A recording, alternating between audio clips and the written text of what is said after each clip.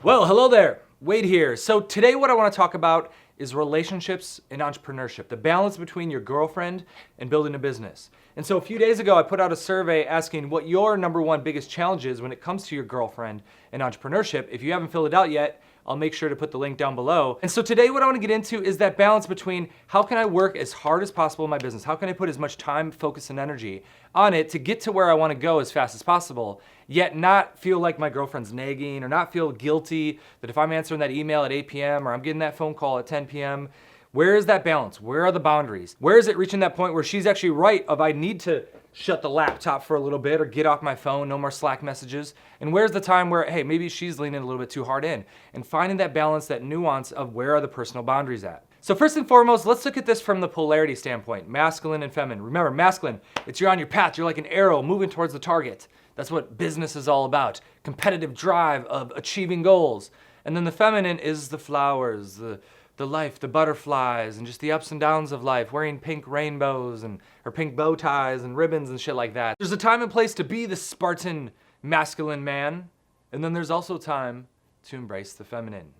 And that's why it's so great having that woman around who can let you let go a little bit, who says, hey, let's go out to dinner, let's be present, let's be in the moment. Going to movies or hanging out with friends, being social, going to the opera, things like that where you're like, man, this is such a waste of time, there's nothing productive happening here. And for her to feel satisfied, you're gonna have to allow some of that. It's not even allowing it, it's learning to embracing the feminine. You need that sort of recovery mode, and it's gonna open up your subconscious. It's gonna open up opportunities where you're gonna think outside the box, you're gonna be in new situations, you're getting out of the habit, getting out of the routines, and because of that, it's gonna lead to better decisions and better ideas that are gonna pop up. Learn to harness that, learn to embrace that, and she can really give that to you. On top of that, I think we all have that sort of caveman mindset. We're like, okay, I got the spear, I'm going off, you hang out in the cave, you weave the baskets, I'm gonna go off and kill the wildebeest, and I'll come back and I'll bring this trophy sort of wildebeest and I'll pull it in and you can go, oh yeah, daddy, you did it for us. But it's important also to bring her along.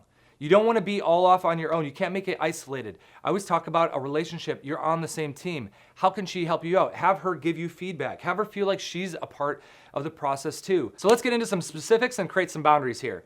First off, like I said, you have to have that discussion between the two of you so you can talk frankly about, okay, what feels right for me? I think a lot of this is the precedence that you set early on in the relationship. So for me, I was building the business before we met, and so she knew it was my number one priority, and she had to be cool with that. I was lucky that her dad was an entrepreneur, so she understood that archetype ahead of time. And so it's important early on, setting those precedents of this is going to be very important for me. And so that's a personal boundary that if you cross it, you just have to realize that's going to be the end of the relationship. But you can't be just myopically sort of cutthroat with that. There has to be a line. You have to have a sort of softer line where down the road you have to think about how much time am I putting in here. There's also a reason they call it the 9 to 5 in the corporate world, and it's because you have personal boundaries for when you turn it off and when you turn it on. The weekend is there for a reason. And so you could pride yourself on like, oh, I got to work 7 days a week and I'm just, when everyone else is sleeping and they're hanging out with their girlfriend, I'm working.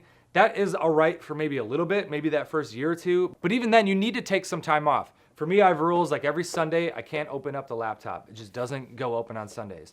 I also don't have email on my phone. I don't have Slack on my phone. All right, it's on there, like I can go access it, but no notifications pop up. I have no notifications for Facebook. Because also when you're building a business in the influencer space, you might not be able to check out things like Facebook because it's a slippery slope, or YouTube. You're checking out your comments, you're checking out your statistics. Are there any new subscribers, things like that. So for me, it's just completely cut that stuff off on Sundays. I also, after 7:30-ish, for sure by 9 p.m., no laptop again. No work is done for me after that time.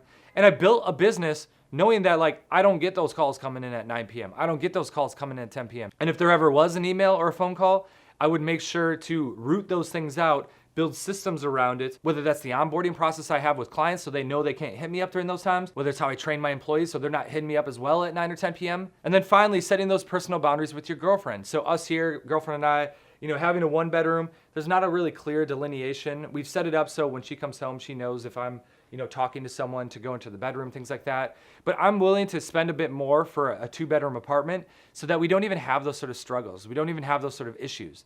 So there's ways, again, by building the business in a certain way, and maybe, yeah, okay, cool, do I really need this 2-bedroom? Do I really need an office space? Probably not. But the relationship is that important to me that it's worth spending more to make sure that I don't even have those issues. And so when you have those clear boundaries for yourself, when you've communicated effectively with your girl, then all of a sudden you can go and you can work and you can feel relaxed. You don't need to feel guilty. And a lot of the responses I got from guys is they're too busy in their own head saying, oh, I feel like she's making me feel guilty, or I feel like she's supportive of my business, but I'm not really sure how much.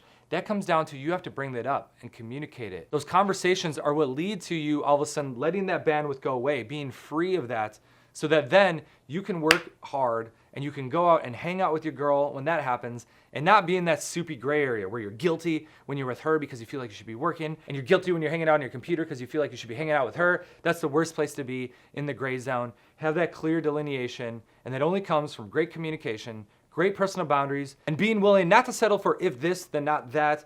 I have to sacrifice this for something else. It doesn't need to be that way, where you can have one fuel into the other, where the time you're spending with your girl is exciting you, it's rejuvenating you, it's getting you motivated and pushed to work harder in your business. You're inspiring the life that you're gonna live together. She's supportive of you, and then when you go to work, you're doing it for everyone. You're doing it for the whole family. You're doing it for the legacy that you're gonna build together. I hope that helps you out. So if, again, you have any questions, I got the survey down below. Shoot me a comment. And if you haven't subscribed yet, make sure to click that red button down below that says subscribe. Smash that bell so you get every notification. Like, comment, subscribe. As always, enjoy.